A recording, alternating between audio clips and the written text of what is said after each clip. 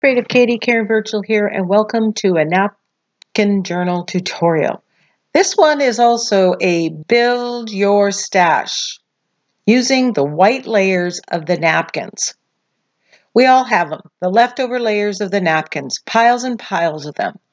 I tried to come up with ways of using this part of the napkin. I hope you enjoy it. So what I've done here is I've dug out some of my stencils and I am applying acrylic paint with a makeup sponge through the stencil. I wanted to see what would happen to the napkin. Would it tear? Would it get too fragile? Because you know when you put wet onto the napkin how fragile it gets and how easily it tears. And I was rather surprised that even with the large openings here, the napkin kept its shape. Now I am using heavy-bodied paint, and that is thicker paint. I did not attempt to try this with thinner paint, but I would think that you would have to be very careful with that. Definitely, if that's the only paint that you have, give it a try and see. You're only going to waste the throwaway ply of the napkin. So here, that one's called Ferns. The other one's Ginkgo leaves. They're both from the Crafters Workshop, as are all of them. And I will put links to the stencils and the names in the description box below. Now, I am mixing the paint on the makeup sponge, the dark green and light green, and that's giving me variation on the leaves that I'm stenciling on. In effect, I'm creating my own napkins. And the reason I'm doing that is because I want to use these images in the same way with the napkin material that turns almost transparent and definitely translucent when you apply the matte medium to it. Again, this is thick-bodied paint or heavy-bodied paint. And it's not wet. Off to the side, when I dip into the paint, I'm also tapping on my glass mat and getting a lot of it off. I'm going over and over to build up the depth of color if I want to without making it excessively wet. And as you can see, I'm bringing out the heat tool and drying it in between. The paint does go through and it sticks to the glass mat, so you need to lift it up. Don't just leave it there to dry because then it will dry and harden on there. So now I'm going to do some other ones. And this wheat stalks one is the 6-inch version of it. And the ones that I've chosen to do, I do have plans to use them in upcoming videos. So be sure to subscribe and you'll see me using them. Although I do use one of the ones that I do create here, I do show you how I actually end up using it. So that's at the end of the video. Now, because this is so very fine, you're not getting a very distinct pattern. And I think for my purposes, that's okay, but you may run into that problem if your stencil is very, very fine. So here I've grabbed the wheat stalks stencil in the 12 by 12, and I'm getting a much more distinct wheat stalk. And I'm just stenciling both of those on here. Now, most of the ones that I'm doing, you're going to notice those are more focal images. But you can do this with stencils that are just patterns, swirls, just any of your favorite patterns. And what that's going to allow you to do is to decoupage it down and layer it.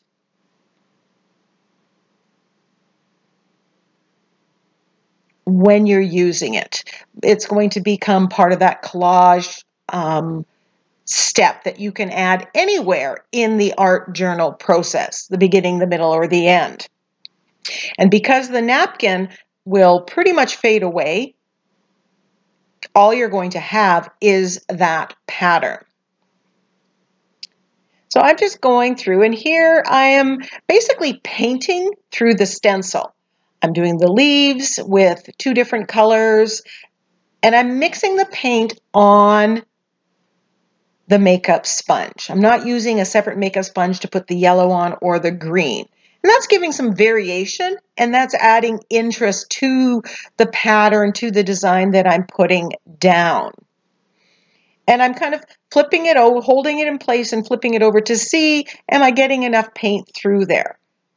I'm trying not hard to press too hard to get bleed through. It's a fairly dry sponge, and I'm using heavy-bodied paint. And overall, I don't think any of my attempts were failed. Even if it kind of bled through a little bit, for the purposes of layering, it isn't going to have to be so precise. Now, one of the reasons, why people might ask, why would you just not stencil onto a page? Well, sometimes you have layers of texture, and that makes stenciling harder. When you decoupage on top of it, that becomes easy. When you're using the napkin, you also end up with a texture that is really hard to duplicate. While it fades away, it does leave a different texture and feel to the page than if you had just stenciled it.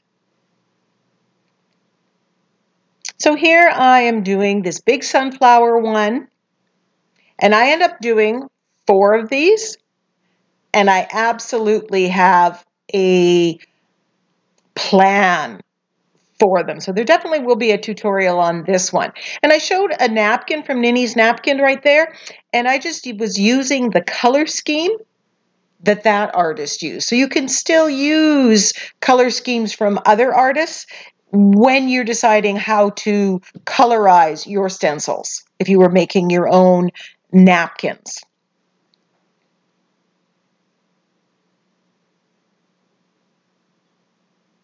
And I'm applying a lot of paint through there. Now, here's something that I learned. Even with the heavy body paint, if you walk away and let it sit for a while, or put too much paint and it kind of dries, I had a harder time stenciling with it. It was sticking onto the napkin and ripping the napkin. So just put a little paint on your palette and add over time. Now, I wanted to do this seahorse, and I decided I wanted to, when I transferred it onto the page, I thought I would get a silhouette. So again, this is the 6-inch one, and it's got very tiny, delicate spaces. So I struggled a bit getting enough paint through it so that you could really see the entire seahorse. And I keep adding more and more paint, pushing down in between. What you can do is let it dry in between, then come back, place the stencil on top of it again, and get more instead of putting too much wet at one time. Does that make sense? As I said, all of the napkins that I'm creating with the stencil and the white plies, I do have plans for them. At some point in time, I plan to be using them in an art journal page. And they will be filed in the napkin journal playlist. I'm using some of this greenery. Again, I have some plans for this, even on a multitude of pages.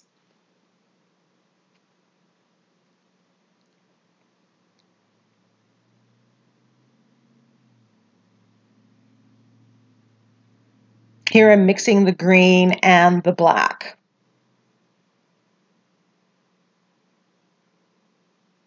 I will be showing where I take, now I'd used the 12 by 12 stencil and made this seahorse, and you can see how much more precise it is because it was a bigger opening. So you're going to have to try your stencils out and see what works. Especially if it's a focal image, you do want to see enough of the pattern to know what it is.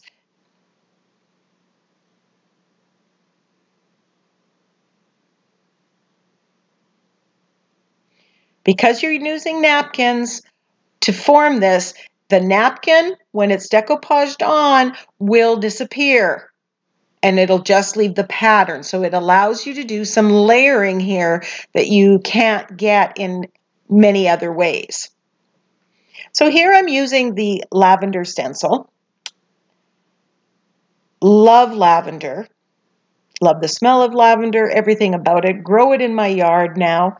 And I'm mixing green with gray to get that kind of grayish tone that the lavender actually has. Here I'm using light blue permanent and dioxazine purple, and I'm mixing it on the sponge and pressing through the stencil and peeking to see that I get enough.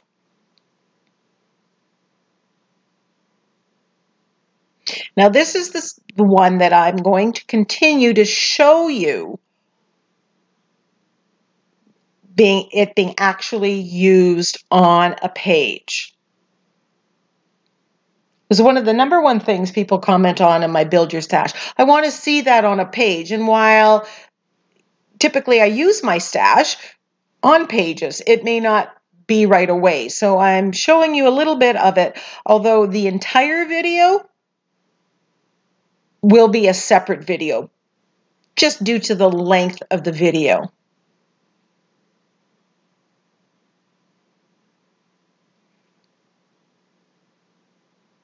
Once you have all the paints out, you might as well stencil 4 of them. And what I don't end up using on this page can go into my stash and being used. Now, I could be doing this right as part of the art journal process. You stop, you color, you create this part. Or if you have it in your stash, you can just grab it out. So here I'm using what I created, and I did 4 of them on all 4 quadrants of the napkin. So just like the napkin journals, I am getting rid of a lot of the white by using water on a very small angle brush, which is my preferred way of doing this. And I'm painting the water on and just ripping it off little by little. And I like that jagged edge. It also makes it disappear a little bit more. And you can get as close to it as you feel comfortable. Now remember, this part is really sped up, so I'm not going that fast. And in fact, slow and steady does win the race. And I'm picking it out. Now I have concerns, all that white in the lower end of the stalk. I'm wondering how much of that is going to go completely translucent, and you're going to see that. There's the vintage background that I created, and you'll have to watch the full video to see how I created that. Now I'm going to put lavender in a vase, and I'm going to layer this lavender up.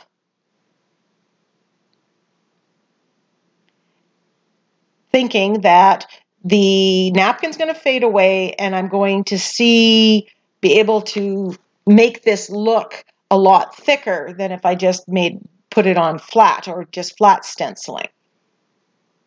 So I'm putting the fluid matte medium. I use the Liquitex brand underneath and then on top. And you can see how the napkin is pretty much disappearing.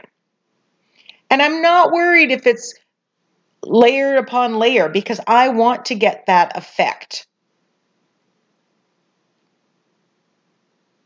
Now, I don't wait for it to dry, and I think maybe that is what I should have been doing. And I'm just layering another piece of napkin with the lavender that I've stenciled on top of it. Now you can see some of the lavender from that first layer is peeking through, and it looks like it's further in the bunch. So I'm just taking these and layering this up little by little. And I'm just building my bouquet of lavender in this way. I can add as much or as little as I want.